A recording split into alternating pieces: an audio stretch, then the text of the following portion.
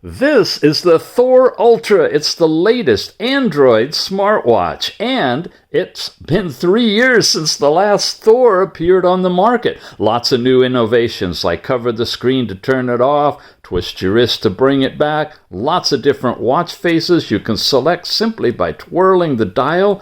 All these are downloaded from a watch face store online, and they're completely different than anything we've seen before. Swipe down, you get all kinds of controls up here, including the SIM card on the side tied to T-Mobile in my case, and I'm getting actual cellular connectivity as well as phone calls and text messaging. You got Wi-Fi, Bluetooth, battery levels, and of course all the comments in the world that you have come into your machine here.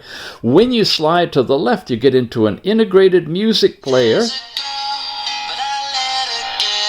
You got a bright, sharp speaker on this one. It's wonderful. That's all it does this way, but this way, you get your step count information for today. Calories burned, distance traveled, heart rate, 24 hours with a chart, high, low, and current heart rate will be in here. And that's it for this direction. Simple, easy. Tap the button, you get into your app drawer where you have control of your phone calls, overall settings, browsers, calculators, calendars. It goes on and on and on. Stopwatch, you got Google Map in here. You got clock information, a built-in flashlight.